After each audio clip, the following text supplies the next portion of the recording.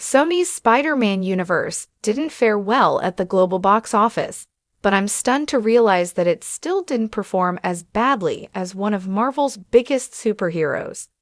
Sony's Spider-Man universe is now ostensibly defunct after Kraven the Hunter failed to hit the mark and hammered the final nail in the coffin for the franchise.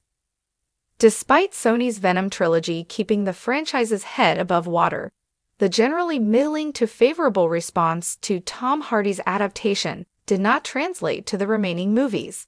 Suffice it to say, the MCU has consistently fared much better. Even The Marvels, which is the MCU's lowest-grossing movie, outperformed Morbius, which is the best-performing movie in Sony's Spider-Man universe outside of Venom's solo trilogy. Still, despite the overall success of the MCU and its cast of superheroes who are objectively more popular than the comparatively obscure peripheral characters in Spider-Man's mythos, there is one MCU hero who should be faring much better individually than he has throughout his cinematic career. Sony's Spider-Man universe had been going generally downhill since 2018's Venom grossed $856 million worldwide, according to the numbers. While Venom: The Last Dance bucked the downward trend, Kraven the Hunter punctuated the franchise with a less than desirable $60 million worldwide gross that was indicative of how viewers had steadily soured on the franchise, faring similarly among critics as Morbius, with a 15% critics score on Rotten Tomatoes. Despite being marginally better received than Madame Web, however, this did not translate to a superior financial result. In fact, Kraven the Hunter is one of the lowest-grossing superhero movies of all time. Another well-known Marvel flop, Elektra, banked just $4 million less than Kraven the Hunter when it was released in 2005, though this didn't prevent the generally well-received cameo from Jennifer Garner's titular hero in 2024's Deadpool and Wolverine.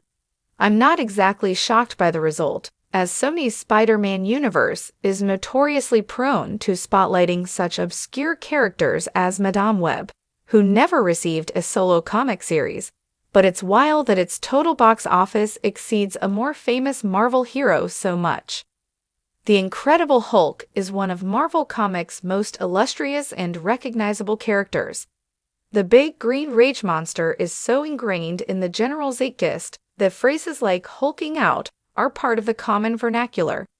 I would also argue that, while Spider-Man clinches the top spot as Marvel's most famous character, Hulk is at least in the top 3.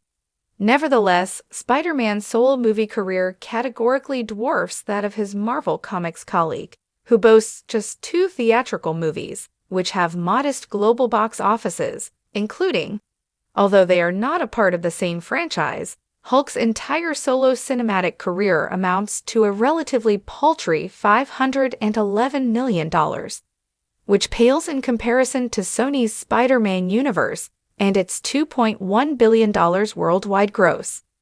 Even comparing Hulk's cinematic career to Venom alone shows that the arguably less famous symbiote more than triples Hulk's worldwide gross, with Venom's solo trilogy totaling $1.83 billion. Even Venom's lowest-grossing movie, Venom: The Last Dance, comes close to Hulk's entire solo career, also pales in comparison to his fellow Big Three Avengers, namely Iron Man, Captain America, and Thor. These superheroes boast at least $1 billion each across their solo ventures, even if we discount Captain America: Civil War for being an Avengers movie in disguise and Thor: Ragnarok for also featuring the Hulk. Just by looking at his fellow Avengers' careers and Sony's Spider-Man universe, the reasons for Hulk's financial shortcomings become eminently clear. Hulk only has 2 solo theatrical movies, and just 1 in the MCU. Hulk excels when he is part of a team, be it the Avengers or the Revengers, so it stands to reason that most of his character development occurs in the MCU's immensely successful Avengers franchise. Compounding this is that, for quite some time, The Incredible Hulk was the MCU's lowest-grossing movie until 2024's The Marvels clinched that unenviable accolade. The next lowest-grossing movie in MCU Phase 1, Thor, grossed nearly $200 million more than The Incredible Hulk. Setting aside the complications of Universal owning the distribution rights to Hulk until recently, this would suggest that Hulk is, for some reason, less appealing to audiences than his fellow Marvel superheroes. While I'm personally inclined to disagree with this sentiment, I can see why this might be the case. Hulk excels when he is part of a team, be it the Avengers or the Revengers, so it stands to reason that most of his character development occurs in the MCU's immensely successful Avengers franchise. Still, I think the Jade Giant deserves more, as Bruce Banner is genuinely one of Marvel Comics' most compelling characters. And I maintain hope that Marvel Studios will soon see the light and improve Hulk's fortunes with a new solo movie.